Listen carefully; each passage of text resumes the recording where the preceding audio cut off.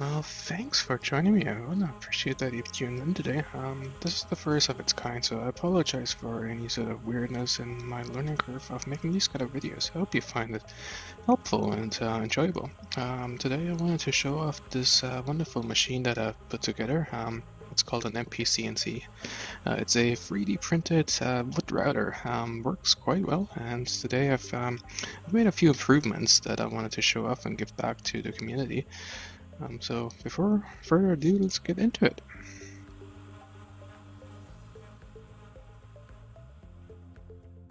Yeah, here you see the MPCNC in all its glory. All the colorful parts you see on here are printed on a public library 3D printer. I had to wait a few months and it took a little while printing, and in the end I was able to improve the stability of the machine with some googly eyes on top. Kids got a crack out of it. The only downside to this machine, other than it being too big for the doors, was that the electronics were just a little flimsy for my liking. I was using an Arduino Mega with a RAM shield, but quickly decided I should try something new and came across this wonderful Duet 2 Wi-Fi board, fairly inexpensive, and I've left the link in the bottom in the description for you guys to check out. And I wanted to go through what it can do.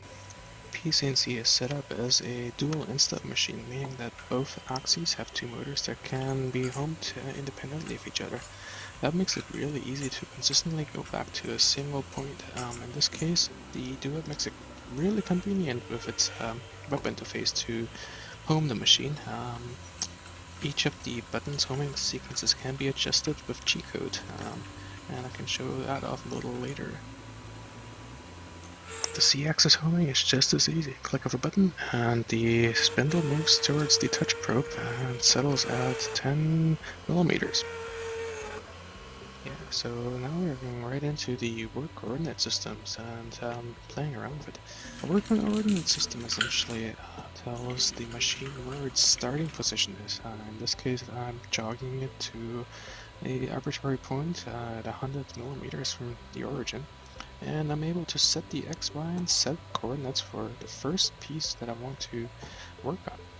If you want to set up 2 or 3 or even 8 or 9 pieces on the same work surface and want to repeat the same project on different pieces of wood, for example, you can set those up at the beginning of your day and simply change around the settings for the work coordinate system to be able to start up all the projects without having to fiddle around.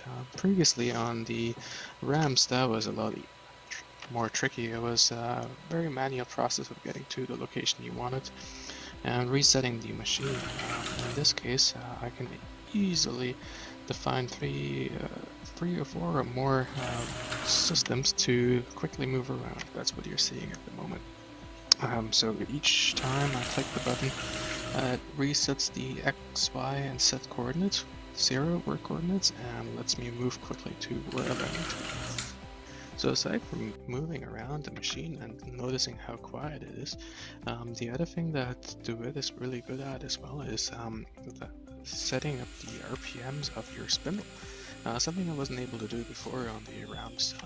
It's essentially the spindle controller is hooked up to a heater output on the Duet, and in the web interface I'm able to switch around.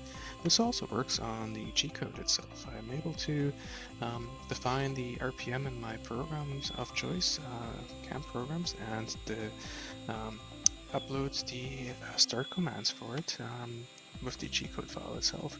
It's very convenient to start the machine and have it stop when it's done. So I'm talking a little bit more about the actual Duet web interface. All these settings for the machine can be changed on the fly with this config.g file. You can scroll through here and adjust the limits or the drives themselves, the motors, and change the behavior completely. It's a very neat system, and I can go through this in more detail if you guys are interested in it. Just leave a comment down below and hit the like and subscribe button if you are interested in it. You're also able to store G files on the Duet. It has a SD card, an external SD card that can save files. And from there, you can start them at your moment, at your fingertips. Here, I'm just starting an arbitrary file that I had setting on here in the coordinate system 1. As you can see, it's I'm slowly moving around, pretending to be cutting. That's just the air cutting that one would want to do before starting an actual job. Now, if I wanted to click the pause button and cancel this job because I'm not happy with what's happening, or if I wanted to change the work coordinate system, I can simply go into a different origin, restart the project, and voila, the machine will turn itself on, including the spindle, and move to my preset X, Y, and Z 0, and start the same project over again. Or you could start a different file if that's what you're looking for. At the very beginning of the video, you saw me cut out some raised metals, and those were the same G file on 2 different pieces of wood. When one was done, I simply reset the work coordinate system and restarted the same job, and I was able to keep working without having to realign anything or reset anything. It saved a lot of time. It's very convenient. Here I'm just playing a little bit more with the function. It's like I said, it is very convenient, very easy to work with, and everything that you're seeing is accessible from any browser. So that means your tablets, your phones, your computers, your laptops. It's all done over Wi-Fi, and you're able to quickly change things out and work around with it. Yeah, so here's the remote aspect of it. I'm using an old $20 Chinese tablet that's held together by electrical tape. It's seen better days, but it can still connect via Wi-Fi to the Duet 2 and access the web interface. I'm able to upload G-code files and move the machine around. All in all, the Duet is definitely a very versatile piece of electronics that works well with the MPCNC.